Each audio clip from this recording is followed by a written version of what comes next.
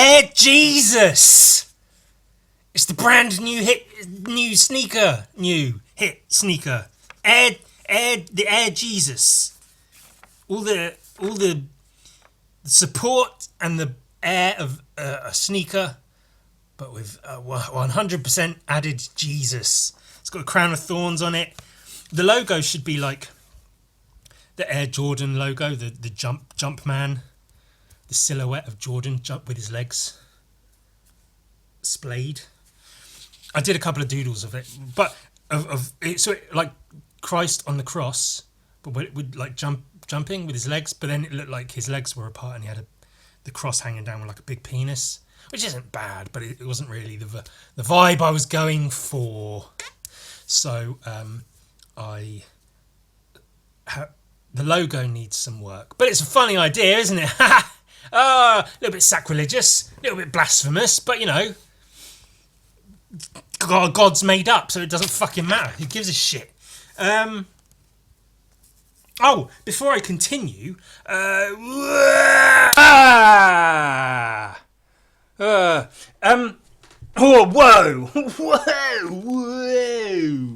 whoa. See, I need to do tests.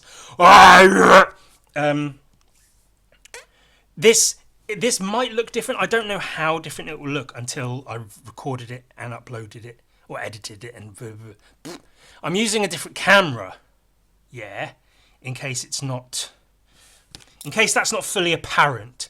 So I got this new webcam for reasons, private reasons. My business is my own. That's the line from Frodo, isn't it? I'm here because whatever, and you can mind your own business, and that's with my camera. Why I have it is immaterial. It's not. Point is, and it's got a built-in microphone as well. I did a little test recording a little while ago because I've had it for not ages, but a little while, and I was surprised by the quality of the recording and also the quality of the audio.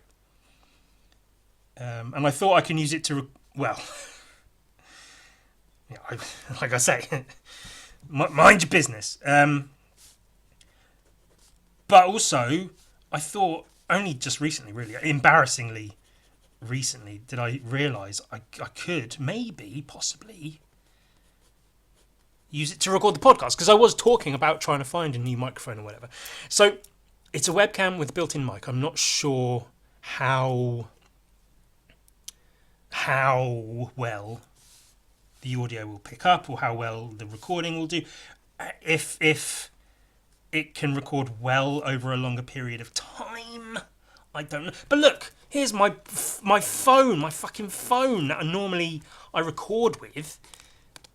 So I can't like do stuff on my phone. I could look through people's Instagram pages. I could show you all my bikini screenshots. Maybe I will. That'd be quite a funny thing to do, actually. Now that I can, and I wanted to see how well it did in that, just in terms of recording via this new means. See, typically for most people, they just get a new camera and they record shit on it and it's fine. But like they often already have new cameras and then they get new cameras and maybe the quality goes up a little bit. But for me, I feel like all of everything I've ever done has been recorded on whatever phone I have at that time. And I've had like 2 phones in the last fucking 15 years or something. Excuse me. So this is quite a difference for me, and it may have it may impact the quality of what I do. I don't know. So this is in some way a way of experimenting to see how I need to see how. But also it opens up new possible opportunities in various ways. Because so it's a webcam attached to my laptop, recording into my laptop. So for one thing, I don't have to worry about having my phone charged or the amount of memory my phone can take. the amount of cock my phone can take, like a fucking whore, because it's all going into my laptop. So that's fine. But also, so I'm looking now at a picture on my laptop, not a picture, but a screen on my laptop. I'm watching my hands do this and do this.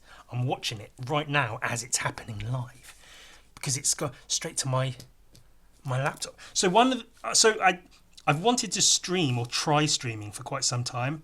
One of the main things holding me back was the fact that I only really had my phone on which to do that. And I can't really, I mean, I can physically do it, but ideally I want to be able to see what I'm doing while streaming and be able to interact with any chat that I have going on at the time, which I can't do with if my phone's up here, recording. I can't like stand up to look at chat and type a shit in and then put the screen down to go back to and it's just insensible is what it is, and what it are, or what it am, and what it do be. But now with this, if this works, if this is good enough quality, and I don't need it to be perfect quality, I just need it to be good enough quality, and if it is that, then it opens up the possibility of streaming. I could become a streamer, an art streamer. Imagine that. God, imagine hanging out live, like my podcast, but live, and you get to hang out and chat, and people will say, hey, Ewan, how about, did you see the sports? And I'd say, hey, Penis Man 22923, no, I don't watch sports. I'm busy fucking your mother. She's a fucking whore. Again, that'll be Ewan Podcast Challenge 2026. Not go entire episodes without talking about fucking someone else's mother. That's it. Or calling other people's mums a whore. It's not like it's a crutch, it's just a bit, maybe a bit tired out, a bit played out, a bit tired and played out. But I might be able to stream, and that would be cool. That would just be a cool thing, because I've done a couple, literally like a handful of Instagram live sessions where I just, out of nowhere, randomly go live on Instagram and do a little drawing, interact with people as I'm able to.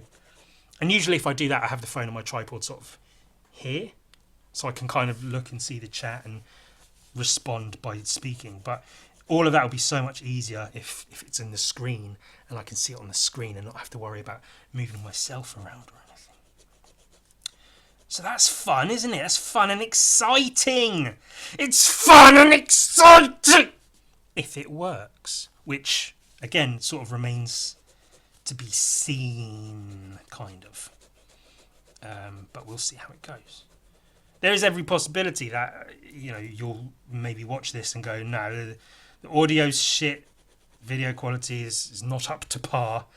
Again, my video quality and audio quality are rarely top notch, but I don't need them to be perfect. I just need it to be good enough. And as long as it's good enough, then I'll probably keep doing it.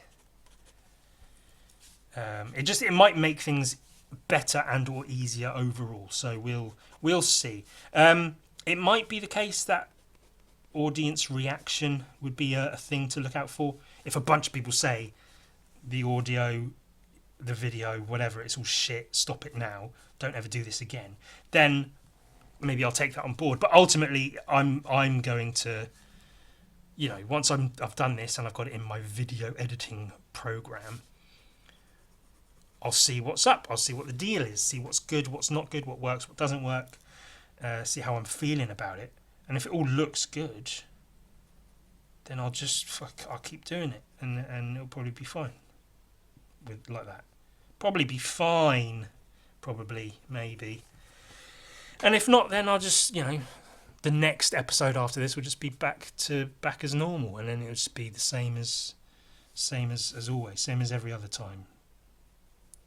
And that's sometimes that's all people want, innit? They just don't want anything new ever. They just want it to be just what they're used to. Speaking for myself, really, just Don't like change. I don't like different. I like the same thing over and over again.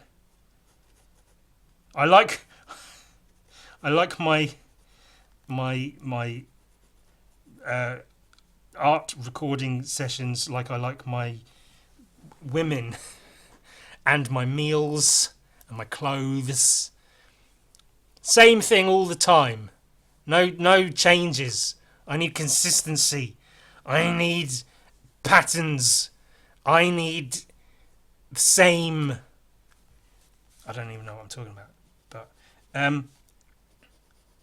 this also, it's not really part of it, but could end up being part of it. So, I'm getting close to episode 333, which isn't it's kind of a milestone. Whatever the fuck a milestone is. What does that mean? Should we Google what the fuck a milestone is? Hopefully it still records while I'm Googling shit. What the fuck is a milestone? Question mark? And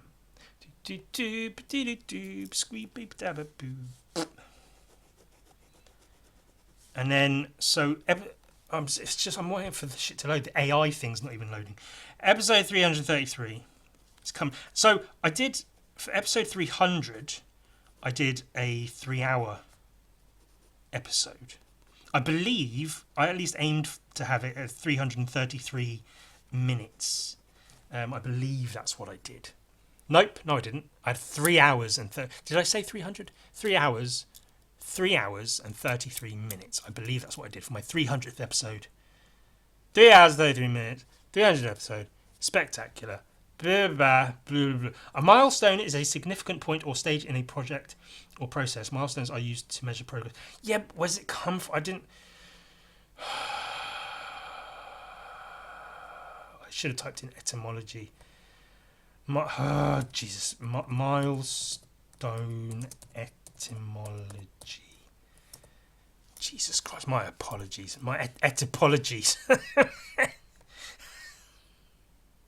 Combines mile and stone. Yeah, no shit. Originally a stone pillar marking distance in miles on highways, symbolising key progress points. I guess that makes sense. Literally stones marking miles.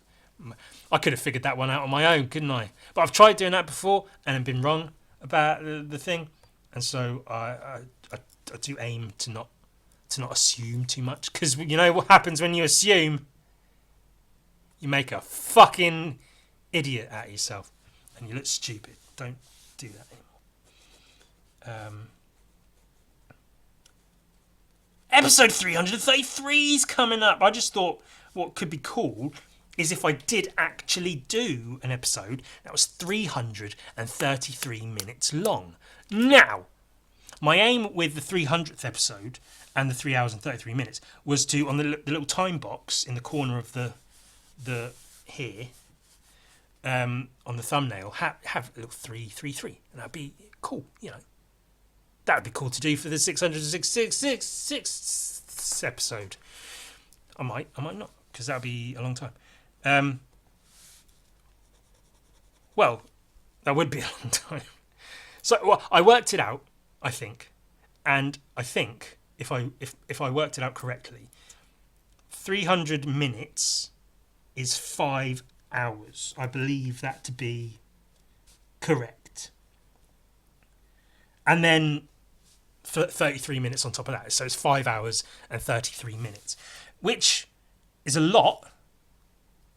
3 hour episode for 300th episode was a lot. 5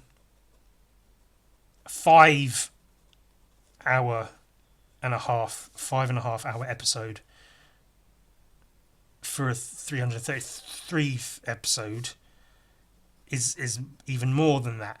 But I have done a 12-hour episode, and that was, and I think still remains to this day, my most watched podcast episode, which again I think is largely down to people just saying, what? A 12-hour podcast? Really? And then clicking on it, seeing what it is, realizing that's all it is for 12 hours and then not necessarily watching the entire thing. Although some people, quite a lot of people actually, have told me they have watched the whole thing in like shifts almost. They watch a bit and then a bit and then a bit and then eventually they've watched the whole 12-hour podcast episode, which is insane that anyone would do that, but also very cool that anyone would do that.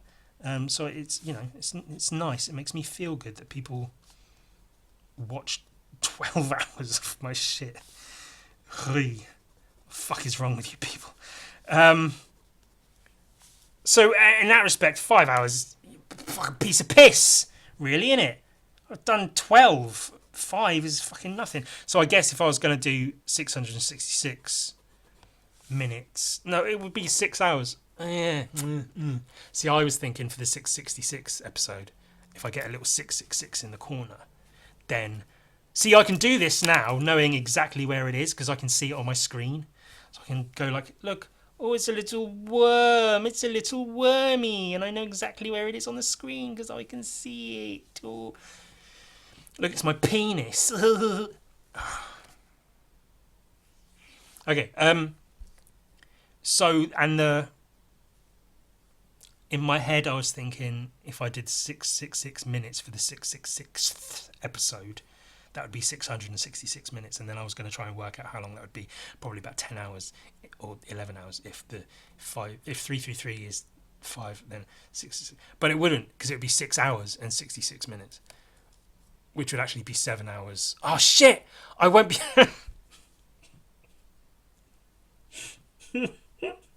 How did I not realise that? There's me going, oh, wouldn't that be cool to have 6 hours and 66 minutes on the time box in the corner of the video? But I can't, because it will go up to 59 and then go to 0. Because of how time works, Ewan, you fucking mongrel. You know nothing bad at numbers, mongrel. Maths and numbers is the thing I'm not good at. I'm gifted in this way and very much not in numbers. I'm good at art and I guess somewhat good at words, but just not numbers. That's what I'm not good at. I apologise for that, I guess. Because it would be 7 hours and 6 minutes, wouldn't it? That's annoying. That is annoying.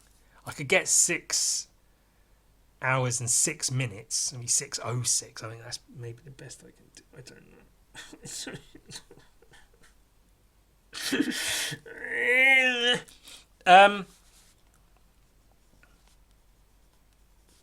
But that's the thing, and that's coming up soon. This is going to be episode 325, maybe. I don't know exactly. I don't keep track ever of anything. I'm not good at what I do. I was going to say not good at my job. This isn't really technically my job. I do this for fun and for the pure entertainment for all of you is why I do this particular piece of shit and nonsense. Everything else is, I don't know what I'm saying. But so right, point is, right, that's the thing. And I was wondering, because basically, okay, right. What I was doing, what I thought, for the 12-hour one, I was doing the whole sketchbook thing. Can I fill a whole sketchbook in 12 hours? 12 hours, which I should have been able to do, but the answer was no. Basically, I filled up half a sketchbook, which is. We'll go and watch all 12 hours of the episode, and then you'll get it. So I was thinking for the 5 hour, what I could do is spend the 5 hours working on one single piece. Someone suggested that after the 12-hour one, they were like, maybe it would have been better if you just spent 12 hours working on one big cool piece instead of a bunch of scribbly little pieces of shit. And to them, I say. But somewhat valid point. But that's just what I wanted to do for the 12-hour podcast. So that's what I did for the 12-hour podcast.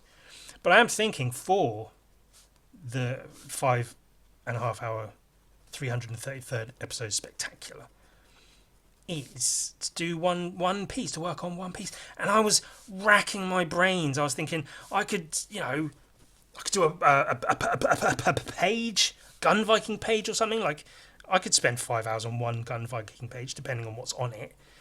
'Cause typically, I don't like to spend more than a couple of hours on any painting, unless there is a lot to it and I just can't really help but spend longer on it. So sometimes 5 hours for one painting could be quite a lot of time, more than I would normally spend. But a comic book page, there's more to it. There is a lot of detail, and sometimes comic book pages, especially hand painted ones, can just take that long to do. So I thought I could do that, but then I don't know if I might still do that, but probably or possibly or probably I won't, because I'm not sure if that's. I'm going to do another Bisley copy. That's all of what I just said is sort of leading up to say what I'll probably do is another Bisley copy, but for 5 hours. It will be interspersed with like art book comic looking at sections, maybe some other things. Maybe there'll even be a guest or two. Ooh, I don't want to give anything away because I have literally nothing planned. I just came up with that idea right here, right now on the spot. But I could have a guest. I don't know who. Actually, there's a couple of people I might be able to get. And then Slain, basically. Jesus. I think I did float the idea of doing a Slain copied piece of Bisley's at some point, because I did a couple of Lobo covers, or 3 specifically. I did a whole Judge Dredd page that was commissioned. That was quite a fun one. All these videos are on my channel, by the way, so you can go and look for them if that's your cup of piss.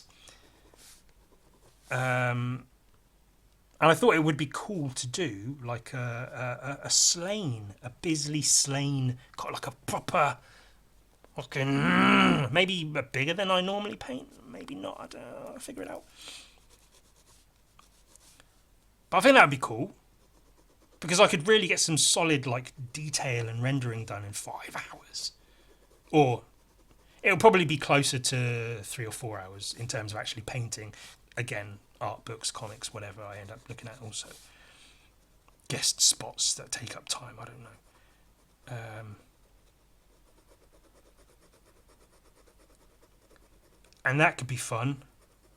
Speaking of Slain, I thought it made sense to look again through Slain the Horned God again.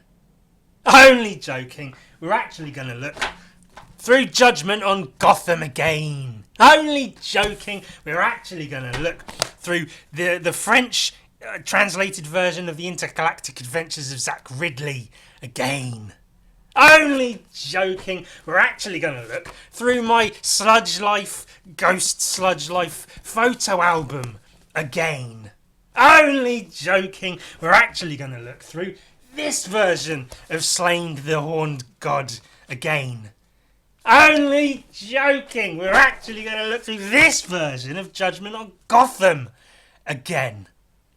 Only joking. We're actually going to look through my Sludge Life photo album again.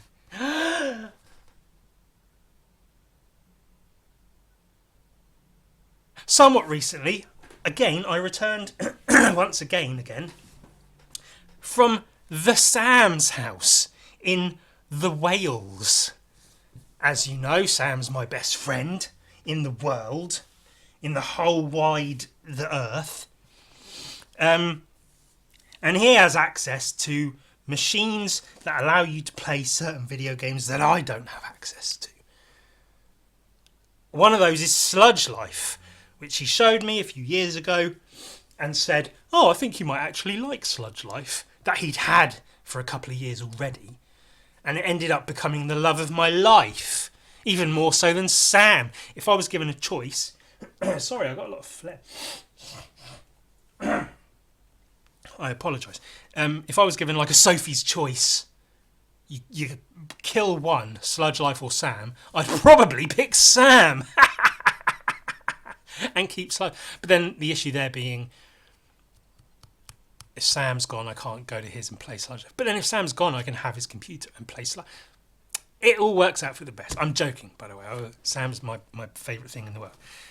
But so Sludge Life. If you don't already know, if you haven't heard me go on and on and on and on and on about it before, Sludge Life is a video game, cel shaded 90s vibes, and you go around painting graffiti, and it has a camera function, just like graffiti writers take photos of their work and collect them in photo albums, and so you take photos of all the shit in the game. Sam showed me that he can access the photo files from the game and save them as images on a computer. And I thought then it would be cool to take those and print them out into a photo album. And now this is, and it's full, by the way. Now it's full.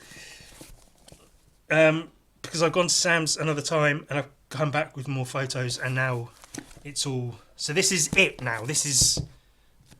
It's almost as thick as my penis and half as heavy. And so now this is it now. So you may be thinking, oh, this shit again, really, Ewan, with the Sludge Life and the... Yes, but it's likely that you won't ever see this again. I might show it off now and then if I feel like it, or I might change the photos over now and then if I feel like it. But so this is your home in the game. You start off, you live in here. You live in here. And I thought that was a nice way to open it up. Your home. I might talk about every single photo. And this is the inside of your home. Your little sketches of your little ghost characters. A stereo. Spray cans and drinks cans and things. Stained mattress. It's just like my life. They basically made a game of my life where you sleep on a stained mattress and you live in a world of sludge. Just like me. Photos of your graffiti. Just like people do in real life. Real life graffiti writers. They used to, now it's all digital. They probably save their photos to the cloud. The idiots. Hey, let me upload photos of my crimes to the cloud. What a brilliant idea. Although maybe keeping physical evidence of them isn't any better. Anyway, it's cool. I like them. I like the fact that the game has that feature.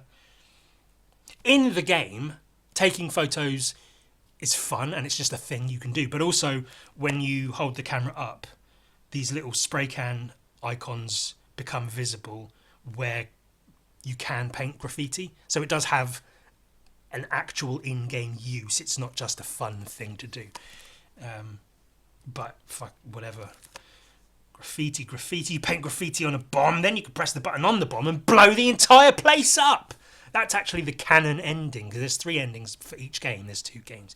And the canon ending for the first game is that the island blew up, because it's mentioned in the second game. That's information. And then in the second game, there's a statue of the bomb from the first game, which is a bit weird, isn't it? This statue head crushed the Siggy Sigs mascot. And I like the Siggy Sigs thing, so I even made a Siggy Sigs box. And I keep my Goblin Fucker cards in there. There's news on Goblin Fuckers coming soon. Siggy Sigs! This guy's taking part in a smoke-off. A smoking contest.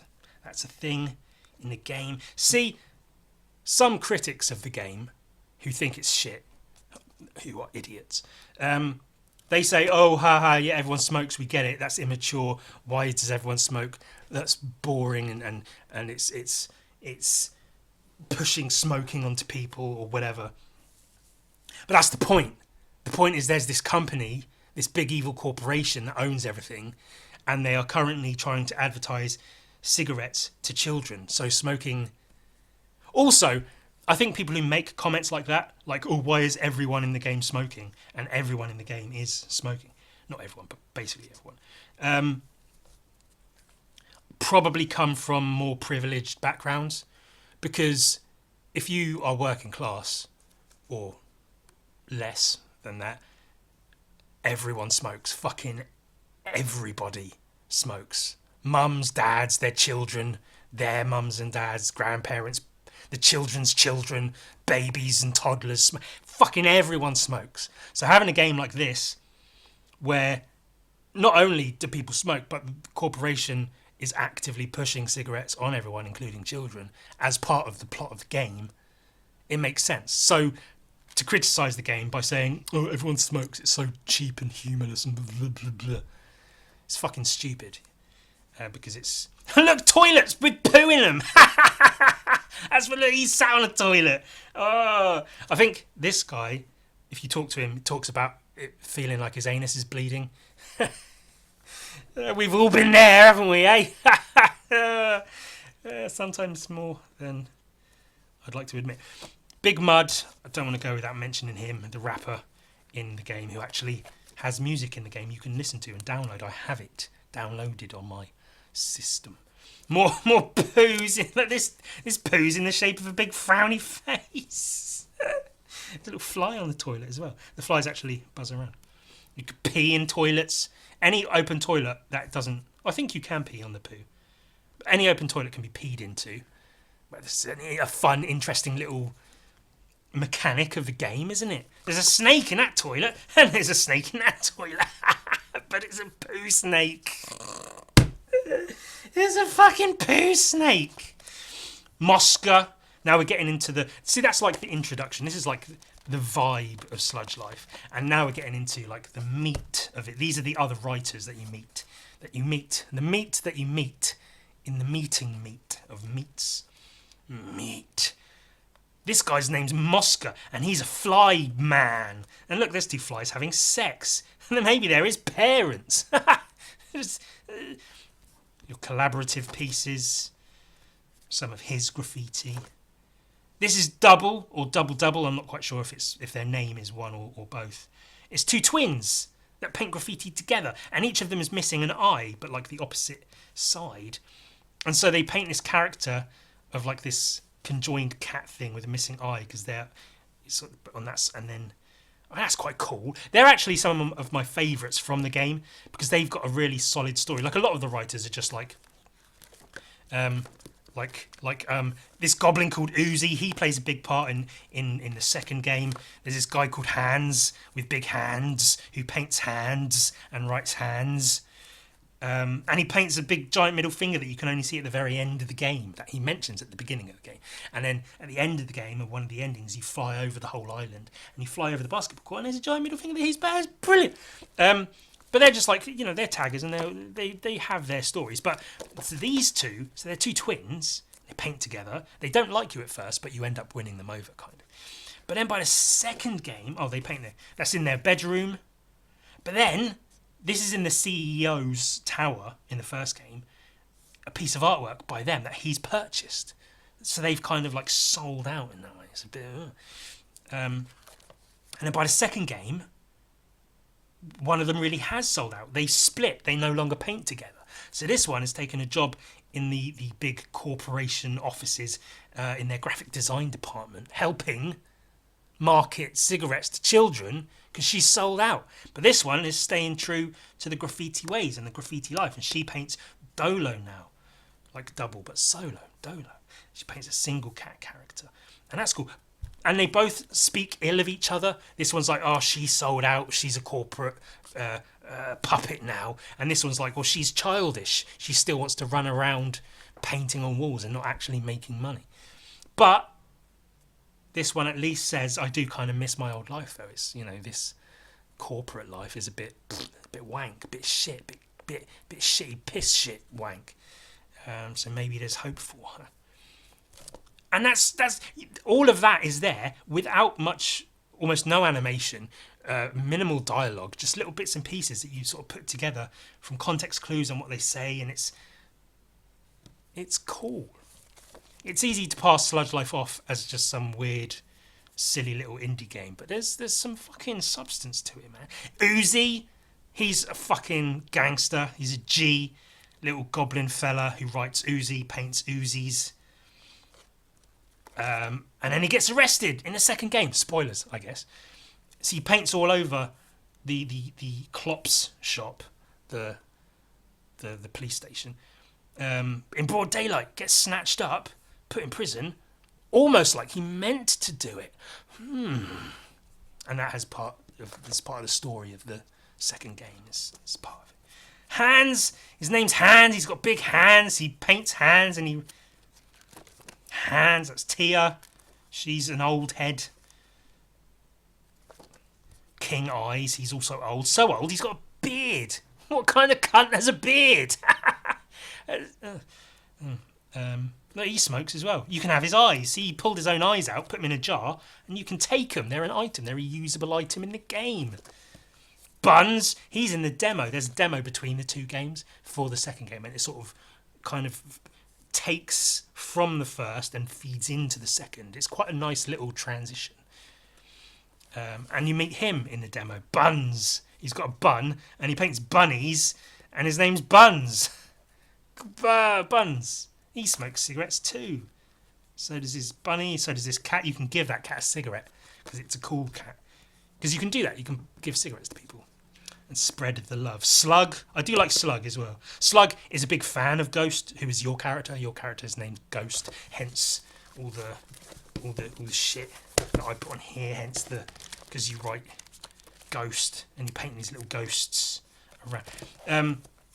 And she says, "Oh shit, you're Ghost. I remember you from the Before Island, before it blew up. I remember seeing your tags everywhere. It would be sick to paint with you someday." And then you fucking paint together, and she's stoked. She's like, "Fuck yeah, fucking one of my dreams come true. Painting with Ghost, big man."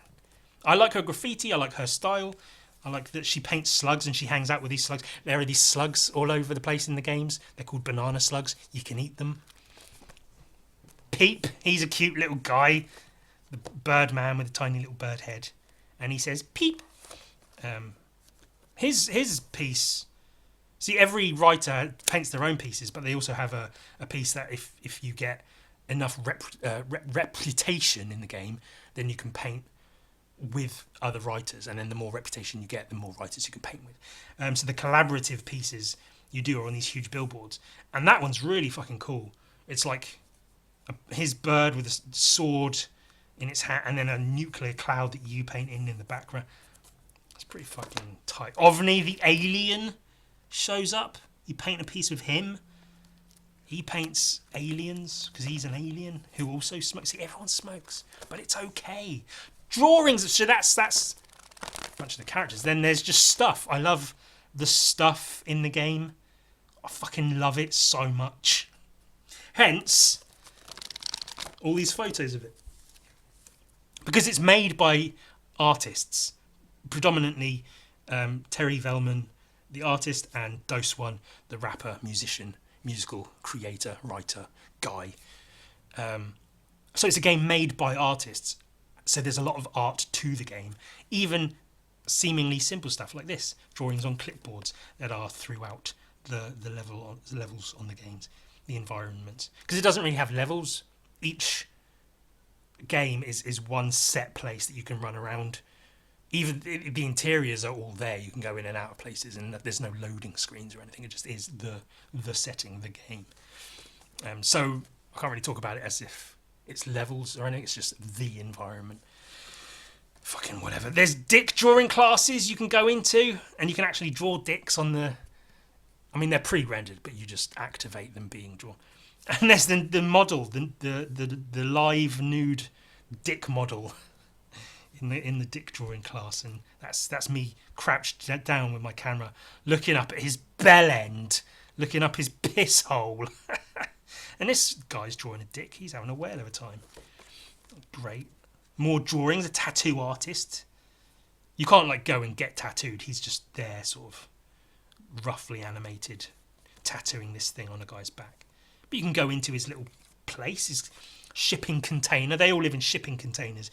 Because again, corporations fuck everyone over. People are reduced to living in shipping containers in the sludge. And that's... So his container is there, that's the tattoo parlour container. Just stacked containers. This is like an eating place and a hangout place and a tattoo place. Drawings on boards, on whiteboards. This is in the offices where half of Double works. Advertising. Cigarettes plus Big Mud, because they get Big Mud on board to try to help sell cigarettes to children, equals kids smoking cigarettes. Logo designs and stuff, and then other shit. This is in near where the bomb is, and I only just saw it this last time I was playing the game. Because normally I'm in there and I blow the place up and I don't really look around. But I was going out of there after painting on the bomb, and I noticed just like this as I was walking past, and I was like, what the fuck is that? And I look, and it's a whole whiteboard with drawing on that I hadn't seen before.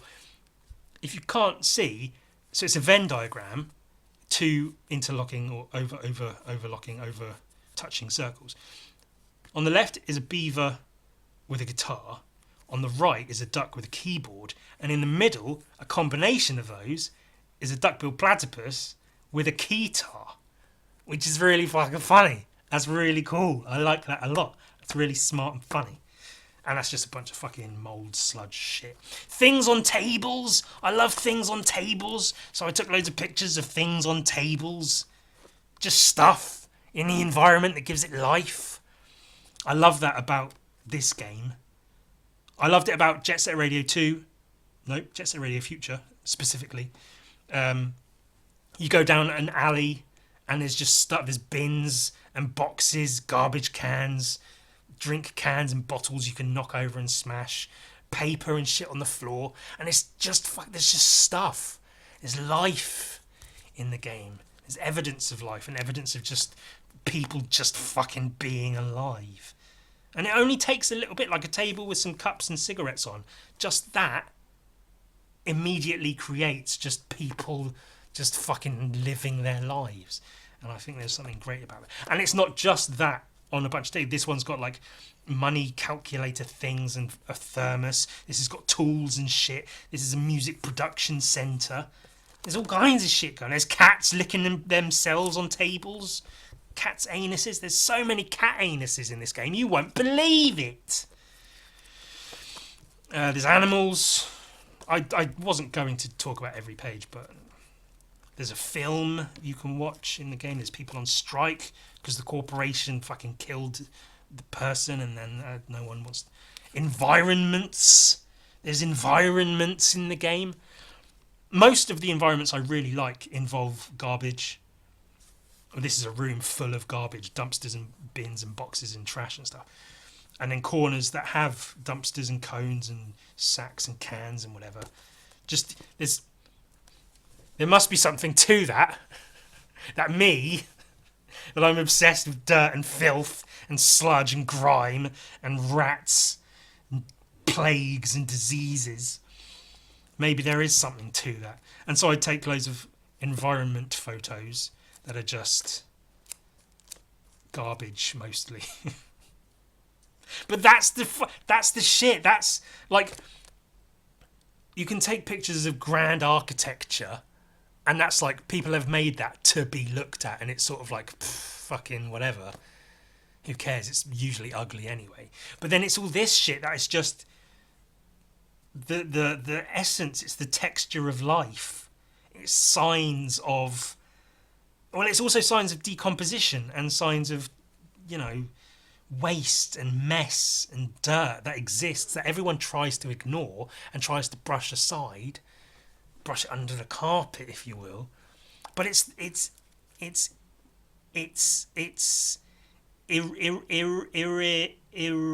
can't. It's what fuck. What word am I trying to think of? It's. You can't escape. Inescapable. It's inescapable. The dirt and the filth. And that's what I like to see in art, is dirt and filth and grime. And so when video games have that. GTA 3 was good for that as well. The vibes in GTA 3 were immaculate for that.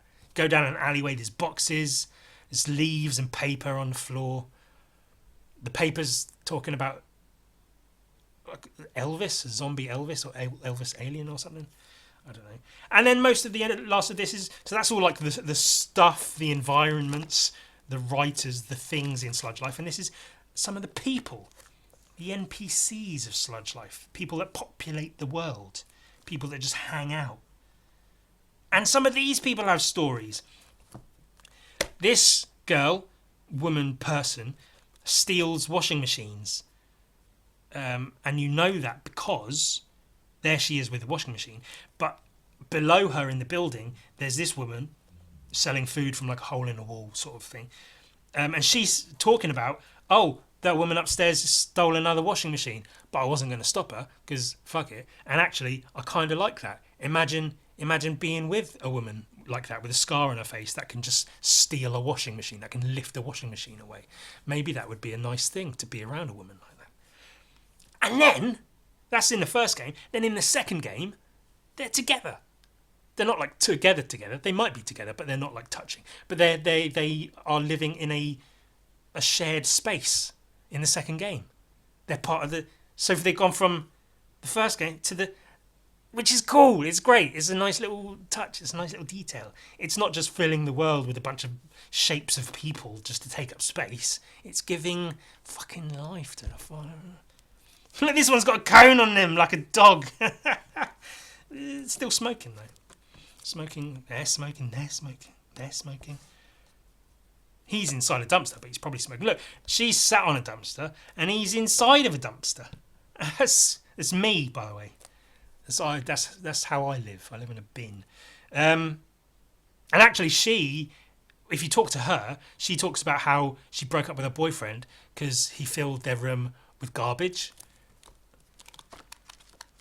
Which is this room, because if you go over to this dumpster and hop up and look inside, there's a guy in there. And he talks about, this is my art, this is what I do, this is my life now. But he's in, him is a bin bag with legs coming out of it. And you talk to him and it talks to you. So there's a guy who's filled his room with garbage. And it's obviously her ex-boy.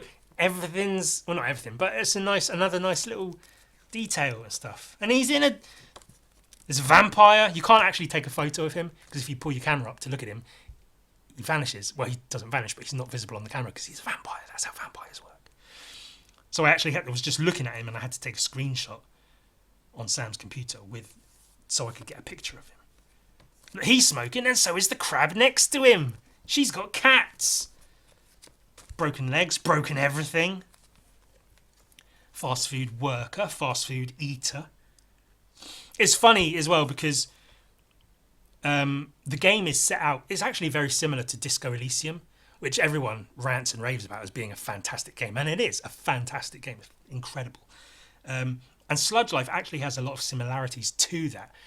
In one respect, the environment is just one set environment, one set place that you can maneuver around, just like Disco Elysium, just like Sludge Life. And all the characters are just in places, and they don't, like, there's no, like in GTA, the people all walk around, they have set paths, they walk around and stuff. But Disco Elysium, they're all just in place, and then they change day by day, depending on whatever.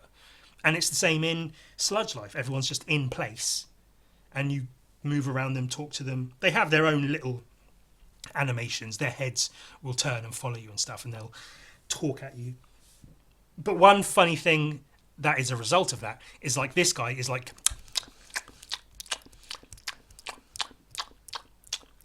on his burger, and it's just that the whole time. Like you can stand there and watch him for just hours and hours, and it's just that. There's a guy, I've got him in a photo somewhere right here in this scene. There's a couple of break dancers, one of them spinning on his head, and he's just doing that forever and ever, which is quite funny. Other people, radiation, sickness, looking like a ghoul, an insane person, people. I took a photo of her because that was quite funny, because she's leant backwards looking up at someone who's hanging from a rafter or something. And if you stand behind her, again, her head follows you and she looks at you like that. There's these two people making out in the back of the burger place. And I got two photos of them because that's, and their tongues are like doing this as well, the little animation which is quite cool and cute, really. You know, they found each other in an unlikely place. So they're hiding behind these boxes at work, making out. Speaking of boxes, I also enjoy taking photos of boxes. I may have mentioned that in real life. It was part of my university project. Photos and photos of boxes, and then drawing those photos, and then drawing of the photos of boxes, because I like boxes. I like the shapes. I like how they are. I like how they exist. I like where they exist, because they're always pushed to the sides and they're dirty and filthy and grimy and messy and horrible, and I fucking love them so much. And there's a lot of boxes in Sludge Life. These ones are actually in the sludge. And so I took a lot of photos of boxes, and these are some of them. And these are some more of them. And look, the cigarette packet. It's like the cigarette packet. Also milk. Cartons are kind of boxes, so that's fits. And then this was somewhat unintentional, but kind of fits towards the end, especially the end of the second game. This is a TV report from Newsbeak, little pigeon-headed people and their news outlet, talking about how a writer has been locked up, a little Uzi has been locked away in prison. And this was just a random photo I took that I liked because of the posters and shit on the walls.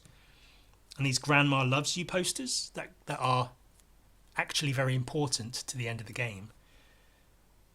And now it's the end of the album, so it makes sense to close off with Grandma Loves You, because that's how the game ends, literally. Depending on which ending you choose, but that's... And now that's over. So, yeah, again, I probably won't show that again, because it's done now. So that's it. That's years of collecting those photos. But it's like an art book for a game where an art book doesn't already exist, so I've made one. And that's like, I think, 200 photos altogether, which is cool. And I'm cool for having done it. I'm the best. Hooray. Yeah, me. So what... So clearly I'm drawing monkeys. Monkeys, yes. But what? They're not just any monkeys. They are sea monkeys. Sea monkeys. Sea. It's a play on sea monkeys. Sea monkeys. It's a play on sea monkeys, like SEA, the little like shrimp things you put in and there's sea monkeys. But they are sea monkeys with a Z, but with an asterisk. The C stands for cunt. They're not just sea monkeys, they're cunt monkeys. Which actually kind of works, like audibly, languagely. Cunt monkeys, it sounds kind of cool, cunt monkeys. Because it's got that double un sound. The un, which actually sounds like a monkey talking as well.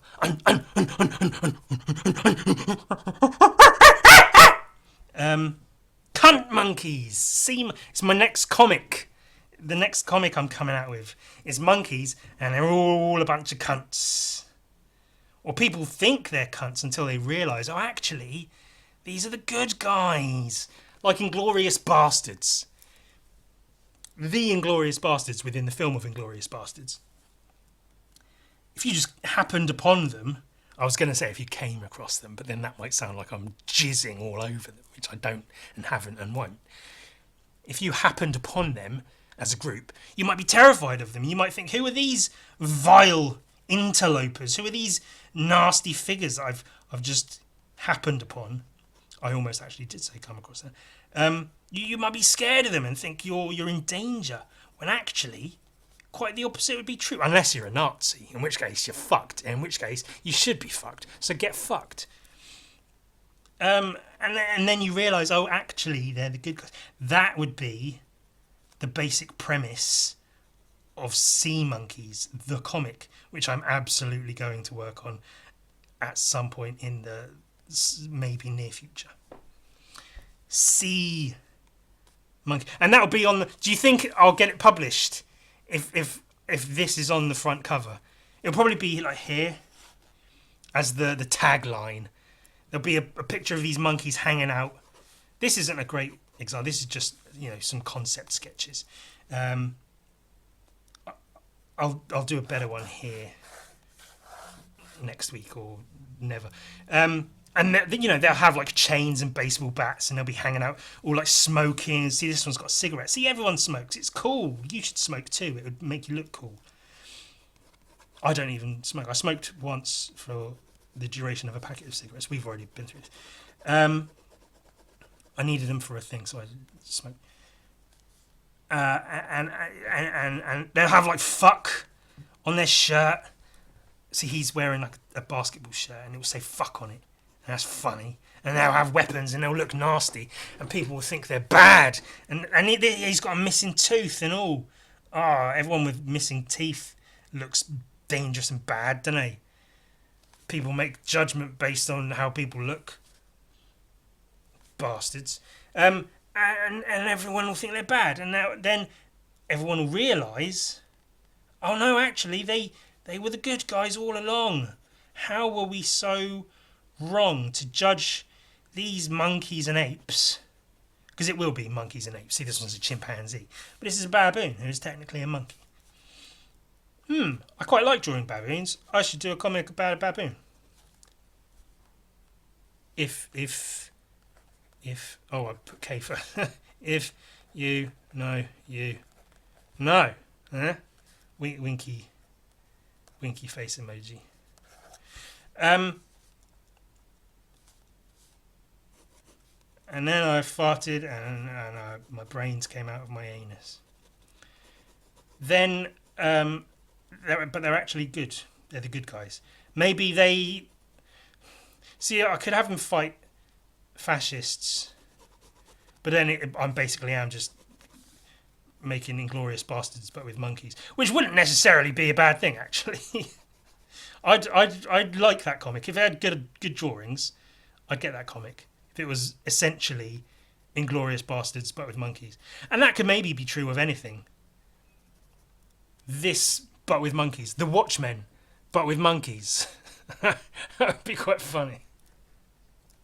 Yeah, you have a Rorschach monkey and a Dr. Manhattan monkey. But then it would be like that. I think it's in The Simpsons that they have Alan Moore signing comics, and Milhouse goes up to him, getting him to sign a thing, and goes, "Which is your favourite Watchmen baby?" Because there's a thing that exists that is now Watchmen baby within that fiction of The Simpsons. It's the sort of thing that would happen, and it's funny, and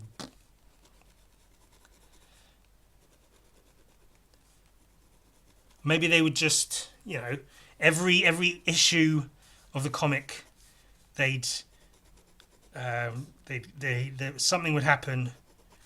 There'd be a burglary, and the people of the town would go, "No, I bet it was those horrible fucking sea monkeys hanging out in back alleyways, and there's broken glass down there and graffiti. That was probably them too. Bloody sea monkeys, bunch of cunts." Also, the comic will win awards for having the word cunt in it more than any other comic ever made ever. I'll make sure of that. I don't know about winning an award, but it would exist as that. And then it would have, so tagline here, and then the title and a tag.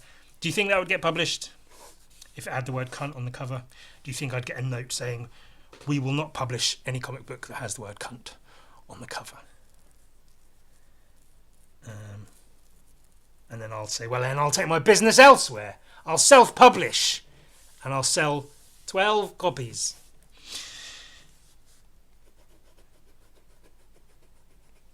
And then they'd eventually the well, not eventually, somewhere during the story, the sea monkeys would see the actual burglars, because they hang out in back alleys. They'd see the burglars in a back alley, and they'd be like, "Oh, these are the guys that robbed the place. We overheard them talking about robbing the place, and they're carrying all the shit into a van. They're gonna get away. They're gonna leave town and go and sell it somewhere else. We overheard them say that. Let's fucking get them!" And they get them and they tie them up in chains and they bash them with baseball bats and they go, "Oh, stop fucking robbing! Stop robbing from locally owned businesses. Rob from mega corporations if you're going to rob at all." That's what they'll say. And then they'll deliver the burglars to the proper authorities. No, actually, I don't want to do that. No, I don't want to have the police be good in my comic. Because that's where that would go, is they take the burglars to the police, and then the police go, "Oh, thank you, sea monkeys, you're actually good people, monkeys." And everyone would cheer, "Yeah, for the sea monkeys." And then next issue, the same thing. And then the ongoing joke would be, it keeps being the same. They keep thinking the sea monkeys, month after month after month, they keep thinking the sea monkeys are bad, nasty pieces of shit. And then they keep finding out that actually the sea monkeys are good and they're helpful and it's a benefit to have them around. But people keep not realising that. If I was the sea monkeys in that case, I'd just fucking leave. I'd leave them to their own devices and have your houses burgled and burned, see if we care. Bunch of cunts. I thought we were the cunts, but they're even bigger cunts. But then, that would possibly, especially the story I just came up with there, would lead to making the police like the good guys, which I don't want to do. So maybe instead they could be like Inglourious Bastards, but monkeys. But instead of killing Nazis, they beat up policemen. They find policemen. That can be it. That can be the angle. They find policemen doing bad things, and then they fucking get them. They fucking get them, and they provide proof and evidence that the police have been doing bad things, as they are wont to do. And then that keeps happening to the point they realise, oh, it's not just we keep finding different policemen doing all these bad things. The police are corrupt. They're bad. They're keeping people down. They're agents of a corrupt government. Let's go and topple the corrupt government. And that can be the purpose of the sea monkeys. Yeah. That would be a fun comic to work on. To never see the light of day. Well, maybe that could be like, I could do a Kickstarter for it and it could be a big thing. Everyone get ready for the sea monkeys. Everyone loves monkeys, don't they? They'd all put money up to make a comic about monkeys happen. Who wouldn't? Who wouldn't want to see that? I want to see that. I mean, the actual. I'll be Mr. Honest again, as I be. I'm not actually planning to make a comic called The Sea Monkeys. At most, my plan is to do like a comic book cover of the sea monkeys and have it say the C stands for cunt. Cunt monkeys.